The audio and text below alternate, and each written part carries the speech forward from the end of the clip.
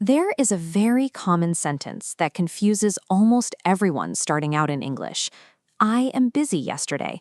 When you say am, you are talking about right now, but yesterday pulls us back to a time that is already finished. Putting them together creates a clash that makes the sentence impossible to follow. To fix this, we have to look at words like am, is, and are. We call these be verbs, but they don't describe an action. They act exactly like an equal sign in math, connecting a person to a state of being. When we talk about the past, that equal sign changes form to show the connection happened back then. Learning the past tense isn't about memorizing pages of grammar. It is simply about upgrading your equal sign so it can travel back in time without breaking the equation. Right now, you probably use 3 present tense equal signs: am, is, and are. But when we talk about the past, those 3 options simplify into just 2 forms: was and were. We use was for the solo group, exactly one person or thing, like I, he, she, or it. And we use were for the team group, multiple people, like we or they, plus the word you, whether it's one person or 100. Let's see how this works. If we start with the solo subject, he, and the feeling tired, we connect them with our past tense equal sign. He was tired. But if we switch to the team word they, the equal sign must match the group. They were tired. Identifying the subject as a solo or a team is the first and most important step to choosing the right past tense equal sign.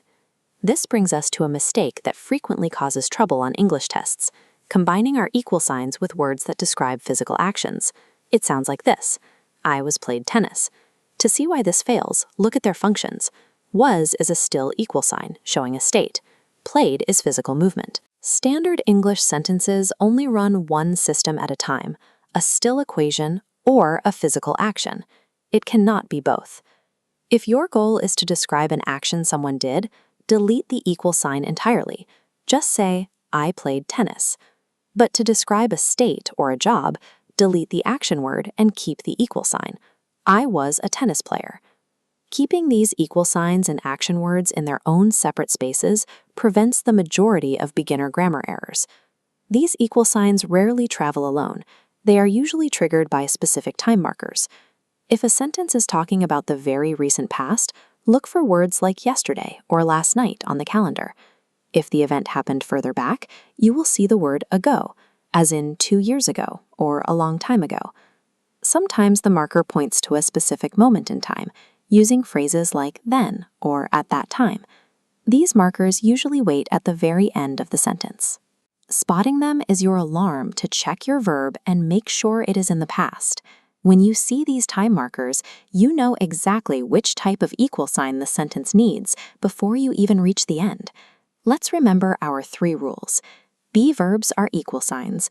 The number of people dictates whether you use was or were, and you should never mix them with action words. Let's try one. Look at this sentence. They blank at the park yesterday. Yesterday tells us we are in the past. They is a team, so we plug in our team equal sign. They were at the park yesterday. Using these steps turns a confusing jumble of words into a perfectly balanced equation of the past.